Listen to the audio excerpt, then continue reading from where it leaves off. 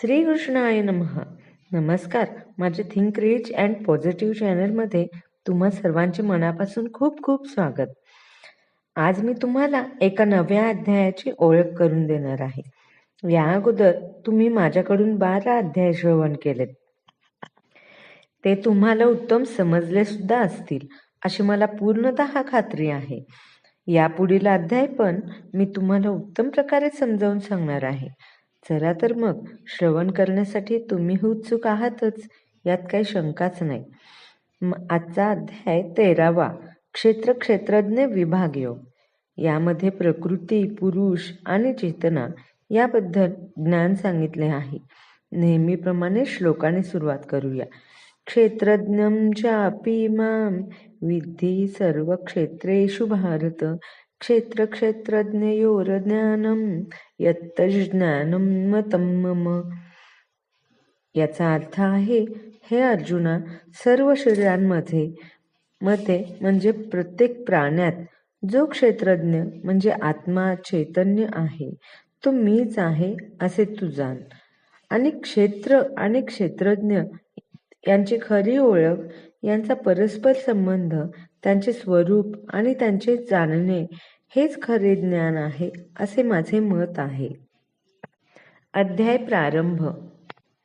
अर्जुन म्हणाला, हे कृष्ण, मला प्रकृती, पुरुष, क्षेत्रज्ञ आणि ज्ञान व ज्ञेय याबद्दल जाणून घ्यायची इच्छा आहे. श्री भगवान म्हणाले, हे कौंतेया, या शरीराला क्षेत्र म्हटले जाते आणि जो या शरीराला जाणतो त्याला क्षेत्रज्ञ म्हटले जाते. हे भारत, मी सर्व शरीरांमधील सुद्धा क्षेत्रज्ञ असल्याचे तू जाण. आणि हे शरीर आणि त्याच्या क्षेत्रज्ञाला जाणणे म्हणजेच ज्ञान होय, हे माझे मत आहे. आता कृपया माझ्याकडून क्षेत्र आणि त्याचे स्वरूप, त्याच्यामध्ये कोणते बदल होतात, त्याची निर्मिती केव्हा होते, त्याचा ज्ञाता कोण आहे आणि क्षेत्रज्ञाचा काय प्रभाव आहे याचे संक्षिप्त वर्णन ऐक. क्षेत्राचे आणि क्षेत्रज्ञाचे हे ज्ञान विविध ऋषींनी विविध वैदिक ग्रंथांमध्ये वर्णित केलेले आहे. विशेष करून हे ज्ञान सर्व कारण परिणामांसहित वेदांत सूत्रांमध्ये सर्व तथ्यांसहित प्रस्तुत करण्यात आले आहे. पंचमहाभूते, मिथ्या अहंकार, बुद्धी, अव्यक्त 10 इंद्रिये आणि मन, 5 इंद्रिय विषय, इच्छा, द्वेष, सुख, दुःख, समूह, चेतना आणि धैर्य या सर्वांना त्यांच्या विकारांसहित संक्षेपाने क्षेत्र असे म्हटले जाते.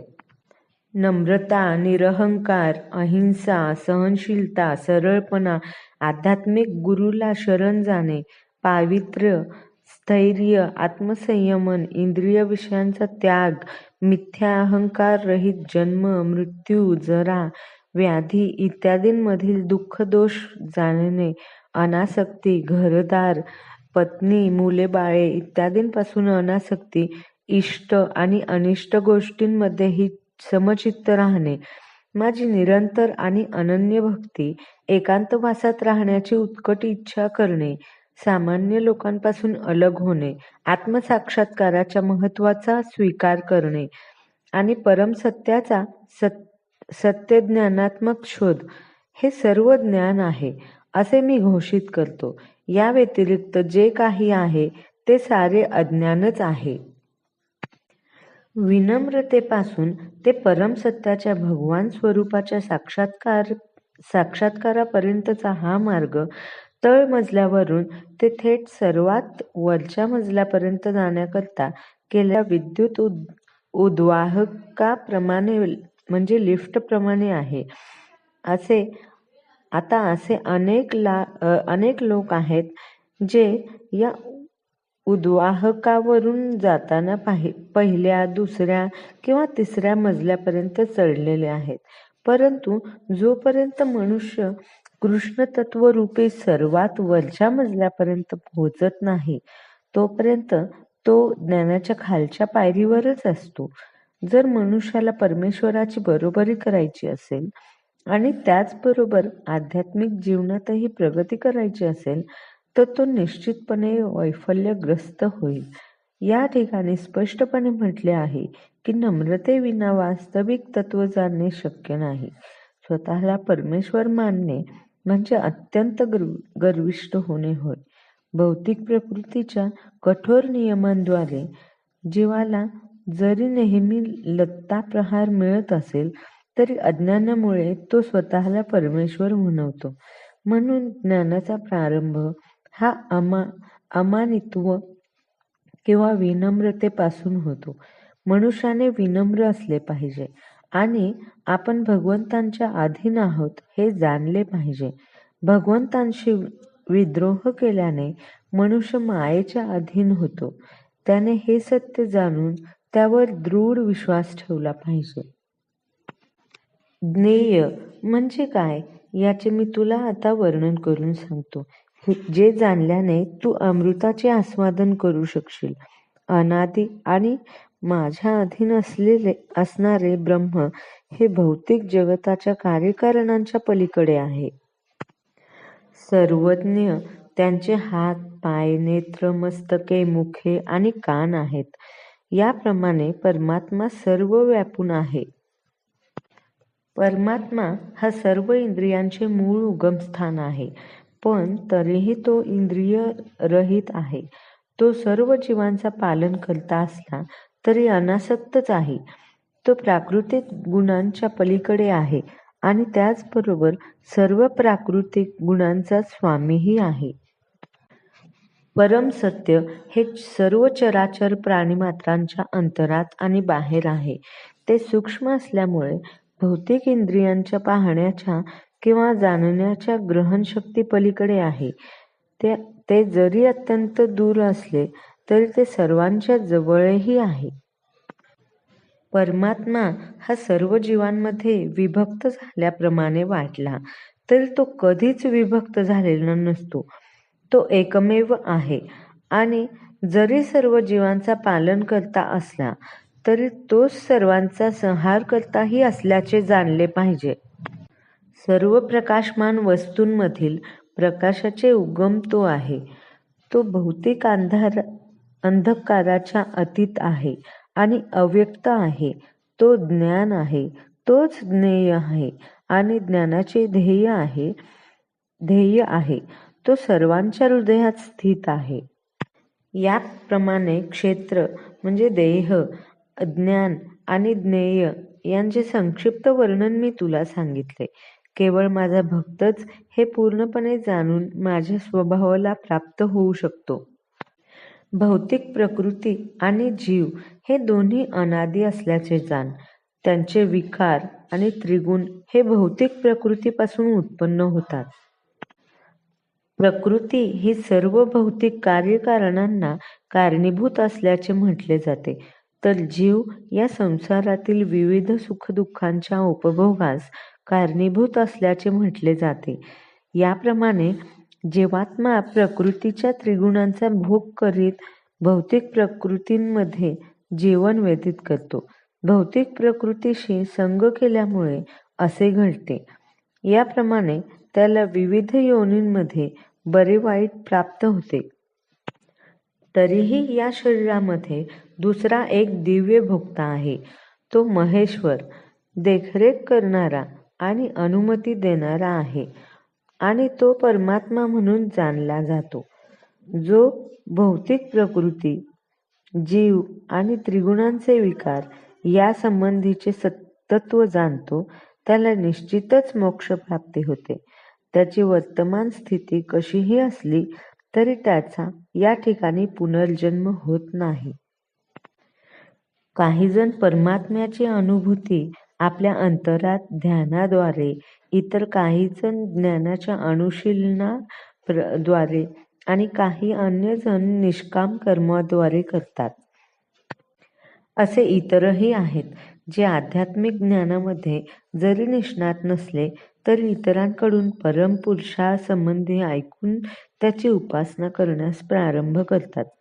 प्रमाणित व्यक्तींकडून ऐकण्याच्या त्यांच्या प्रवृत्तीमुळे ते सुद्धा जन्ममृत्यूचा मार्ग पार करतात. हे भारतवर्ष चर आणि अचर असे तू जे काही अस्तित्वात पाहत आहेस ते क्षेत्र आणि क्षेत्रज्ञ यांच्या केवळ संयोगापासून निर्माण होते हे जाण. जो मनुष्य सर्व देहांमध्ये जीवात्म्याला साथ देणाऱ्या परमात्म्याला पाहतो आणि जो जाणतो की नश्वर देहामधील आत्म्याचा आणि परमात्म्याचा कधीही विनाश होत नाही, तो यथार्थ रूपाने पाहतो. जो मनुष्य सर्व जीवांमध्ये परमात्म्याला समान रूपाने उपस्थित असल्याचे पाहतो, तो मनामुळे स्वतःची अधोगती होऊ देत नाही. याप्रमाणे तो परमगतीला प्राप्त होतो. जो मनुष्य पाहू शकतो की भौतिक प्रकृतीद्वारे निर्मित शरीरच सर्व कर्मे करते आणि आत्मा हा अकर्ता आहे, तोच यथार्थ रूपाने पाहतो. जेव्हा विवेकी मनुष्य निरनिराळ्या भौतिक शरीरांमुळे होणारे पृथक स्वरूप पाहण्याचे थांबवतो आणि जीवांचा सर्वत्र कसा विस्तार झाला आहे हे पाहतो, तेव्हा त्याला ब्रह्माची प्राप्ती होते. जे अनादित्वाच्या दृष्टीने युक्त आहेत ते पाहू शकतात की अव्ययी आत्मा हा दिव्य, शाश्वत आणि त्रिगुणातीत आहे. हे अर्जुना, भौतिक शरीराच्या संपर्कात असून देखील आत्मा काही करीतच नाही किंवा कोणत्या गोष्टीमुळे लिप्तही होत नाही. आकाश सर्वव्यापी असूनही ते आपल्या सूक्ष्मतेमुळे कोणत्याही वस्तूने लिप्त होत नाही. त्याचप्रमाणे ब्रह्मदृष्टीमध्ये स्थित झालेला आत्मा शरीराशी लिप्त होत नाही. वायू हा पाणी, चिखल, विष्ठा इत्यादी सर्व पदार्थात प्रवेश करतो, परंतु तो कशातही लिप्त होत नाही. त्याचप्रमाणे जीव जरी विविध प्रकारच्या शरीरांमध्ये स्थित असला तरी स्वतःच्या सूक्ष्म स्वरूपामुळे या शरीरांपासून अलिप्तच राहतो. म्हणून प्राकृत डोळ्यांनी जीव या शरीराच्या संपर्कात कसा आहे आणि शरीराच्या विनाशानंतर तो कसा बाहेर जातो हे पाहणे अशक्यच आहे. कोणत्याही वैज्ञानिकाला हे सिद्ध करता येत नाही. हे भारता, ज्याप्रमाणे एकमेव सूर्य संपूर्ण विश्वाला प्रकाशित करतो, त्याचप्रमाणे शरीरात असणारा एकमेव जीव चेतनेद्वारे संपूर्ण शरीराला प्रकाशित करतो. जे ज्ञानचक्षुने क्षेत्र आणि क्षेत्रज्ञ यातील भेद पाहतात आणि भौतिक प्रकृतीपासून मुक्त होण्याचा मार्गही जाणू शकतात, त्यांना परम लक्ष्याची प्राप्ती होते. या 13व्या अध्यायाचे तात्पर्य हेच आहे की मनुष्याने क्षेत्र, क्षेत्रज्ञ आणि परमात्मा यातील भेद जाणावा. 8व्या श्लोकापासून ते 12व्या श्लोकापर्यंत वर्णन केलेला मोक्षमार्ग जाणल्याने त्याला परम लक्ष्याची प्राप्ती होऊ शकते.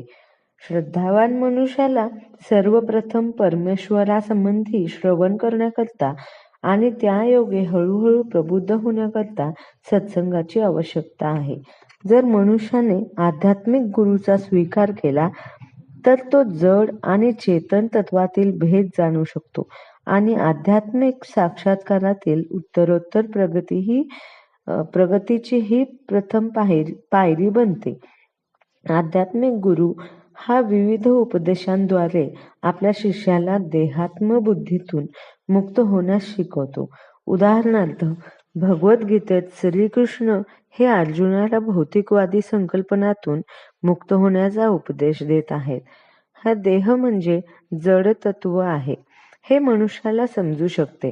24 तत्वांसह असणाऱ्या या देहाचे विश्लेषण करता येते.